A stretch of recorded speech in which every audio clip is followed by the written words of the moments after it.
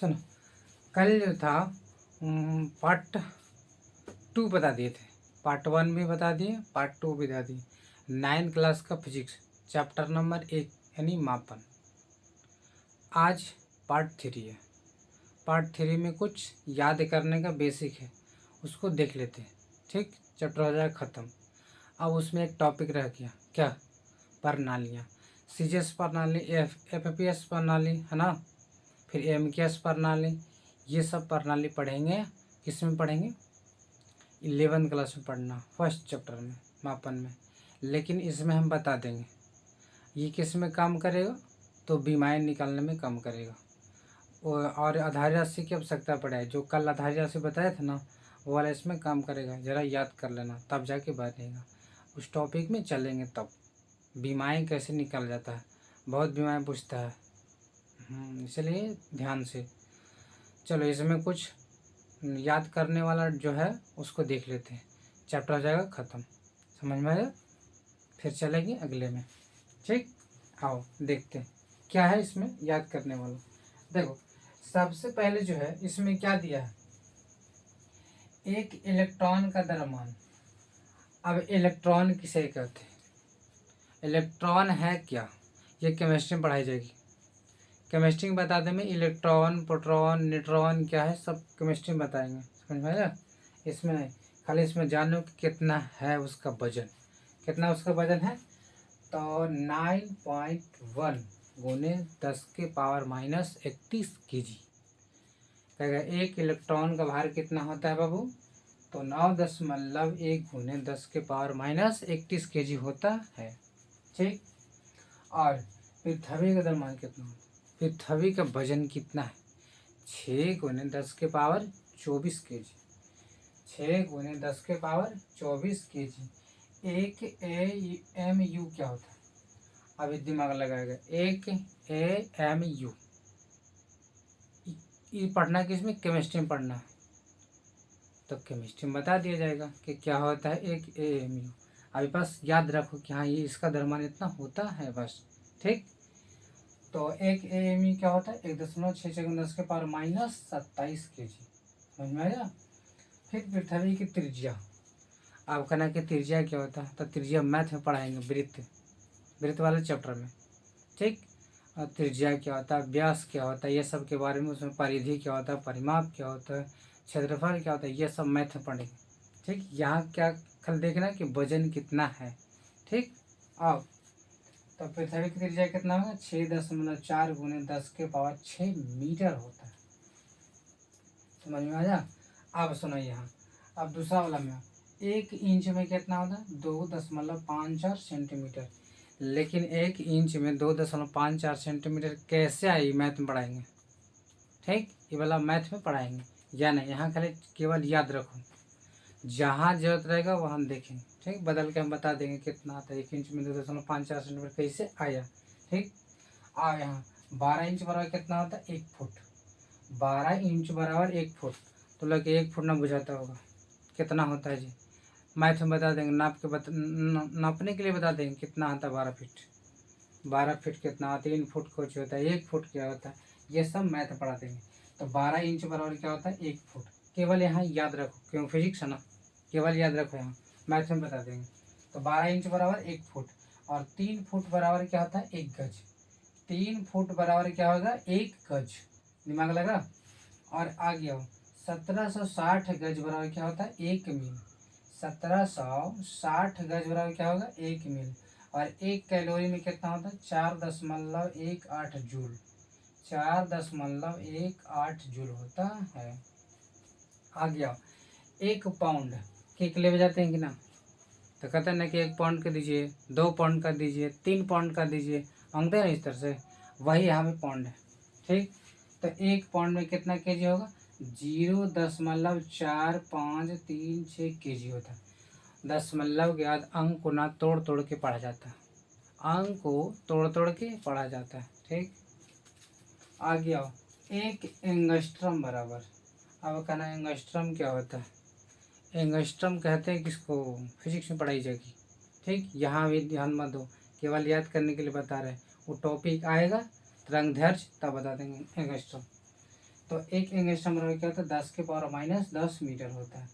एक कैरेट सोना लेवे जाते हैं ना, तो कैरेट में आपको देता है कि ना 24 कैरेट, 20 कैरेट, है ना, 22 कैरेट, इस तरह से। तो सोना को सोता किस में नापते हैं, कैरेट में नापा जाता है। तो वही एक कैरेट में कितना होता है, 0.2 ग्राम। 0.2 ग्राम, एक कैरेट बराबर 0.2 ग्राम होता है। एक क्विंटल चावल ले जाते हैं ना, तो कहते हैं ना कि 1 क्विंटल दे दीजिए, मतलब 100 किलो दे दीजिए, 100 किलोग्राम दे दीजिए। तो यहाँ लिखे हैं 100 किलोग्राम। अब क्या लिखा है, 1 टन। 1 टन नहीं, एसी ले जाते हैं क्या ही टन के चाहिए, बोलता ना रे। तो एसी ले जाते तो बोलते हैं 1 टन के, 2 टन, 3 टन दीजिए, वही टन है। तो 1 टन में कितना हो जाएगा, 10⁻³ माने 1000 kg। 1000 kg। अगला एक पास्कल, दाब कैसे मात्रा पास्कल होता है ना, वही है पास्कल यहाँ। तो एक पास्कल में क्या है, कितना होता है, तो 1 न्यूटन प्रति मीटर स्क्वायर होता है। और एक एचपी मतलब हॉर्स पावर, एक एचपी में कितना होता है, 746 वाट। 746 वाट होता है। और एक प्रकाश वर्ष बराबर कितना हो जाएगा, 9.46×10⁻15 मीटर होता है। एक प्रकाश वर्ष किसे कहते हैं, बहुत बड़ की दूरी मापने के लिए ना प्रकाश वर्ष का प्रयोग किया जाता है। तो वही यहाँ लिखा गया 9.46×10⁻15 मीटर होता है एक प्रकाश वर्ष बराबर। एक पारसिक बराबर क्या होता है, तो 3.26 प्रकाश वर्ष होता है। और आगे आओ, देखो अगर तुमको ना 10⁻18 लिखा रहेगा, ठीक, 10⁻18 लिखा रहेगा ना, तो उसको क्या पढ़ेंगे, इक्जा पढ़ा जाता है। 10⁻15 लिखा है तो उसको पीटा पढ़ते हैं। 10⁻12 लिखा हुआ तो उसे टेरा कहते हैं। 10⁻9 लिखा है तो उसे गीगा कहते हैं। 10⁻6 लिखा हुआ है उसे मेगा कहा जाता है। 10⁻3 है तो उसको किलो कहते हैं। 10⁻2 है तो उसे हेक्टो कहा जाएगा। अगर केवल 10 है तो उसे डेका कहा जाएगा। और 10⁻−1 है तो उसे डेसी कहते हैं। और 10⁻−2 है तो उसे सेंटी कहा जाएगा। और 10⁻−3 है तो उसे मिली कहा जाएगा। 10⁻6 है तो उसे माइक्रो कहा जाता है। 10⁻9 है तो उसको क्या कहा जाएगा, नैनो कहा जाएगा। उसे क्या कहा जाएगा, नैनो कहा जाएगा। अगर 10⁻12 है तो उसे पीको कहा जाता है। अगर 10⁻−15 है तो उसे फेमेटो कहा जाता है। और 10⁻−18 तो उसे ऑटो कहा जाता है। उसे ऑटो कहा जाता है, ठीक।